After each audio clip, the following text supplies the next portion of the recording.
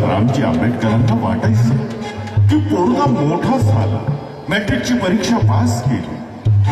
1907 या वर्षामध्ये डॉक्टर बाबासाहेब आंबेडकरांचं लग्न रमाई सोबत झालं. रमाई अत्यंत गरीब कुटुंबातील मुलगी होती. आदर्श रमाईने असा घडवला, बाबासाहेबांचा संसार सुखाचा केला. रमाईचा जन्म दाभोळ जवळील वणंद गावामध्ये झाला होता. अत्यंत गरीब कुटुंबातील ती मुलगी. तिच्या वडिलांचं नाव भिकू ठाकरे होतं, आईचं नाव रुक्मिणी होतं. कालांतराने दोघांचंही निधन झालं. सर्व भावंडांची जबाबदारी मात्र रमाईवर आली.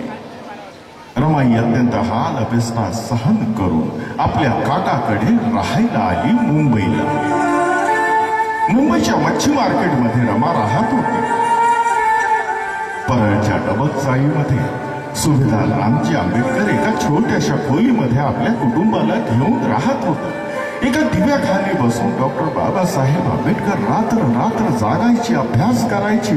तेव्हा मात्र सुभेदार रामजी आंबेडकर त्यांच्या पाठीवरून हात फिरवत म्हणायचे की बाबा, तुम्ही शिकून फार मोठे व्हा. तुम्ही जर का शिकला नाही तर या समाजाचा उद्धारच होणार नाही. आणि खरंच तो दिवस आला. सुभेदार रामजी आंबेडकरांनी रमाईला मागणी घातली भीमरावांसाठी 1907 या वर्षामध्ये.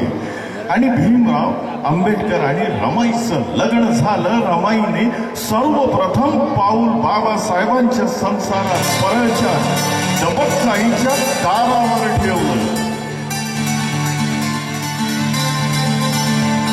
आंबेडकर कुटुंबासाठी अति आनंदाचा क्षण. रमाईने शपथ घेतली की बाबासाहेबांचा संसार मी सुखाचा करेल आणि बाबासाहेबांच्या नावाचं कुंकू आपल्या कपाळी लावू. म्हणूनच कवी पुढील गीतात आपले शब्द देतोय, माझ्या भीमाच्या नावाचं कुंकू लावील रमाला. प्राजक्ता.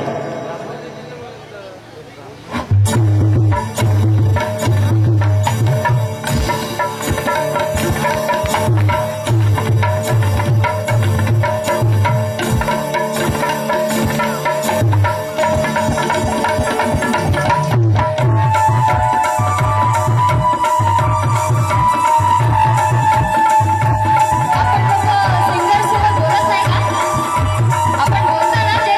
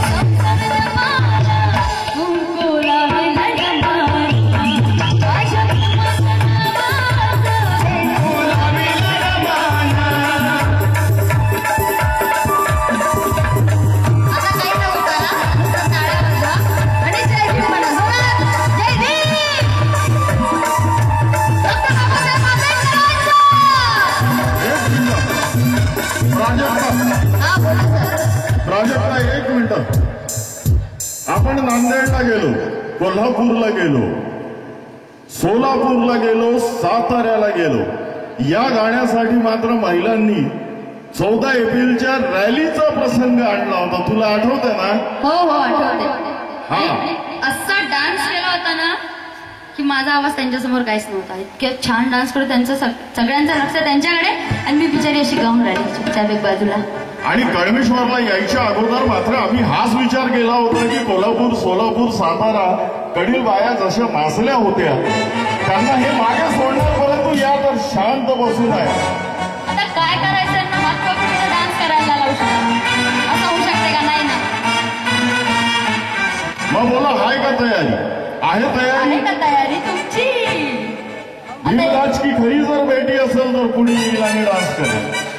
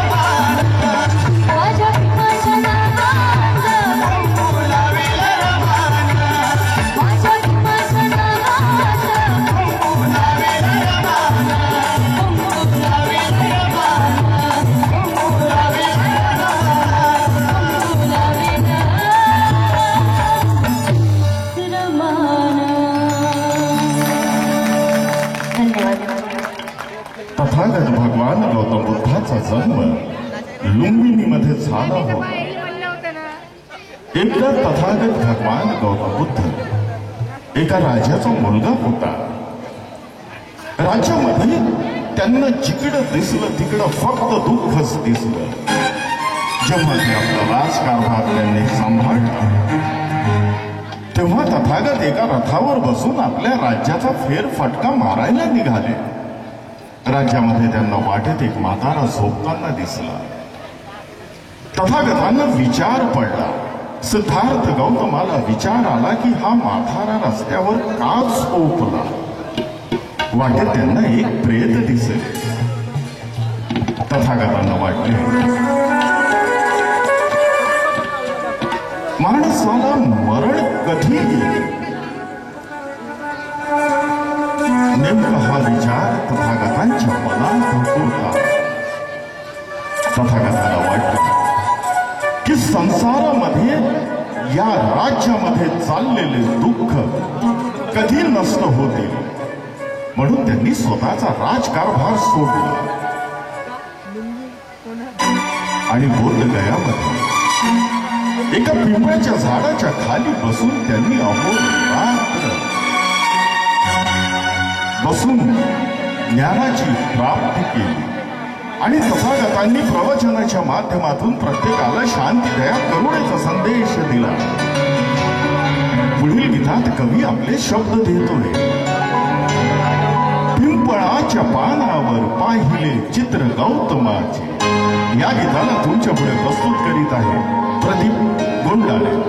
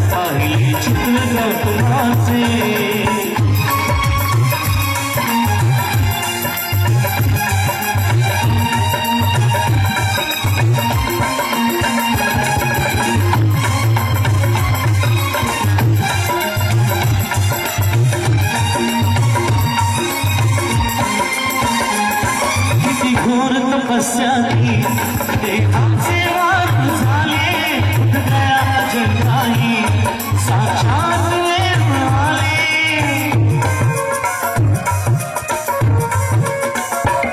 किती घोर तपस्या की देहाचे वाद झाले उठल्या अजंठाही साक्षात वेळ आले अष्टनाथाचे गौतमाचे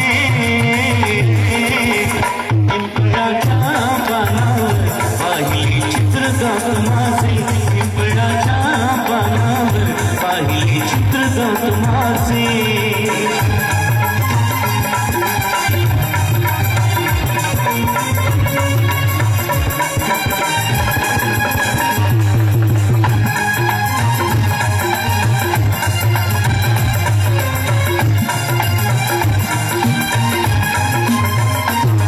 या सावलीत माझ्या विश्वाची मावली ती हृदयात मानवाच्या जन्मज्योत लावली ती